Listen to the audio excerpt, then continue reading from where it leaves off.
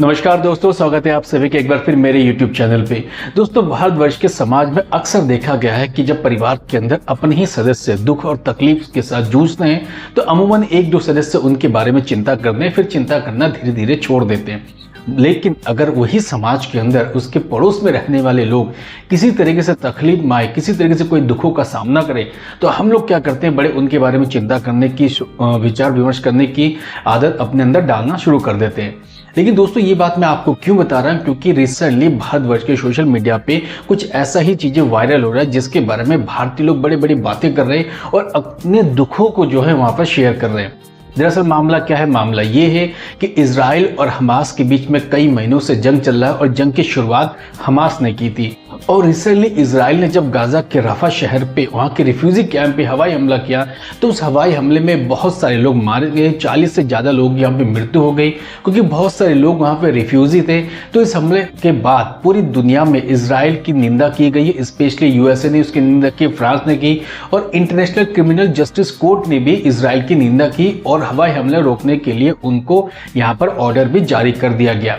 इस हवाई हमले के बाद जब बहुत सारे लोगों की मृत्यु हुई तो मृत्यु होने के बाद कुछ लोगों ने आर्टिफिशियल इंटेलिजेंस से जनरेट कुछ ग्राफिक पोस्ट तैयार किए और जिस पर लिख दिया all eyes on Rafa.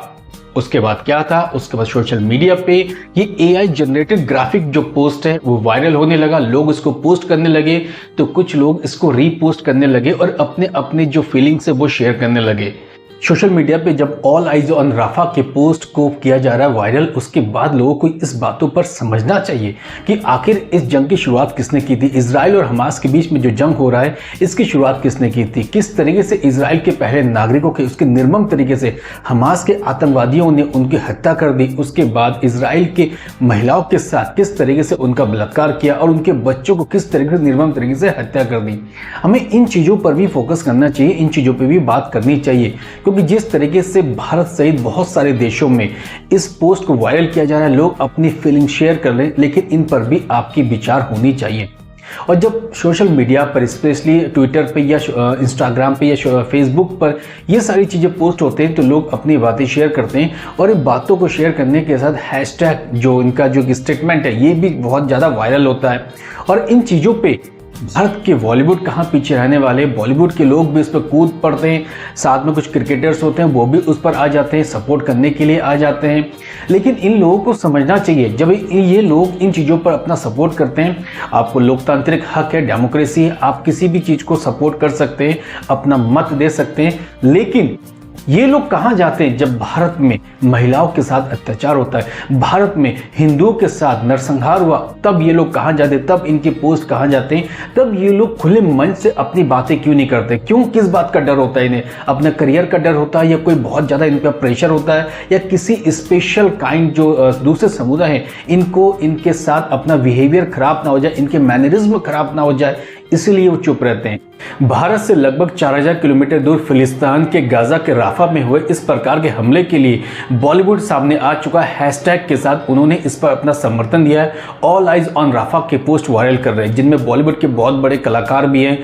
Priyanka Chopra की बात करूं, मैं ऋचा चड्ढा की बात करूं, सौरभ भास्कर की बात करूं, आलिया भट्ट की, तृप्ति डिमरी, प्रकाश राज, सामंता जैसे बहुत बड़े बड़े बॉलीवुड कलाकारों ने, वरुण धवन जैसे कलाकारों ने ऑल आइज ऑन राफा पे अपना समर्थन दिया। लेकिन मेरे दोस्तों, मैं इन लोगों से एक ही बात पूछना चाहूँगा कि आप भारत से 4000 किलोमीटर दूर फिलिस्तीन के जो राफा है उन पर बात करते हैं, लेकिन भारत से सैकड़ों, भारत के अंदर ही आपके शहर से सैकड़ों किलोमीटर दूर संदेशखाली पर आपका समर्थन कहा गया था, जब संदेशखाली में महिलाओं के साथ किस प्रकार से अत्याचार हुआ, उनके साथ बलात्कार हुआ, उन पर इतने जुल्म किए कि इनके लिए आवाज़ क्यों नहीं उठाई, इनके समर्थन पे आपकी पोस्ट क्यों नहीं आई? मुझे कोई ऐसा पोस्ट फिलहाल इनकी तरफ से देखा नहीं गया कि जब बॉलीवुड के कलाकारों ने संदेशखाली के महिलाओं पर इस प्रकार के अत्याचार हुए इनके लिए अपनी वॉइस को उन्होंने बुलंद की है, अपनी आवाज़ को उठाई है, क्योंकि हर तरफ ये अगर इन चीज़ों का समर्थन करते हैं कि मैंने आपसे पहले भी कहा कि भारत के अंदर है, समाज के अंदर ये चीज़ें पल बढ़ रही है कि परिवार के अंदर क्या हो रहा है उसके अंदर बात नहीं करेंगे, परिवार के बाहर दूसरे पड़ोसियों के बारे में क्या हो रहा है उनके बारे में चर्चा हम बहुत जल्दी करते हैं। तो मेरा सीधा सा प्रश्न है कि अगर आप संदेश खाली पर अपना कोई स्टेटमेंट है, कोई कमेंट्स अगर करते तो शायद लोग आपको पसंद करते हैं। और इसीलिए अब धीरे धीरे सोशल मीडिया पे बॉयकॉट बॉलीवुड भी बहुत जल्दी से वायरल होने की कोशिश कर रहा है। 1990 के दशक में जब भारत के राज्य जम्मू एंड कश्मीर में कश्मीरी पंडितों के साथ किस प्रकार से उनके साथ नरसंहार हुआ, उनके साथ अत्याचार हुआ, उनके साथ बलात्कार हुआ, उनको किस तरह से मारा काटा गया, तो उस पर एक फिल्म आई थी बॉलीवुड की तरफ से, वो था द कश्मीर फाइल। ये फिल्म जब आई थी उसके बाद ही भारतवर्ष में सोशल मीडिया पे एक प्रोपेगेंडा तैयार किया गया और लोगों ने कहना शुरुआत कर दिया कि समाज को बांटने के लिए ये फिल्म बनाई गई है और जिसको आगे लीड करने के लिए प्रकाश राज, सौरभ भास्कर जैसे लोग सामने आए और उन्होंने फिल्म का बाइकआउट करने की तैयारी कर दी थी। लोगों से अपील की थी कि इन चीज़ों को जो प्रोपेगेंडा है इसको समझिए किस तरीके से बातें कर दी गई है। लेकिन मेरे दोस्तों, अगर देश में इस प्रकार की जो है अत्याचार हुई है, क्या इनको कला के माध्यम से पर्दे पर दिखाया जाना उचित है या नहीं है? अगर उचित है तो लोगों को समझना चाहिए, चीज़ों को बढ़ चढ़ के देखना चाहिए, इन पर अपनी आवाज़ उठानी चाहिए, क्योंकि हमें अपने घर के तकलीफ जो है नज़र नहीं आती, हमें बाहर की तकलीफ जो है बहुत जल्दी नज़र आती है। और लोगों की कोशिश ये होती है कि बाहर के तकलीफ़ों पर अपना समर्थन दे, लेकिन अपने ही देश में जब इस प्रकार की घटना हो चुकी है उनके बारे में जानना ज़रूरी है। अगर ज़रूरी है तो ये कौन से लोग हैं और कहाँ से ये लोग आते हैं जो इन चीज़ों की बातें करते हैं और समाज को बांटने वाली बात करते हैं।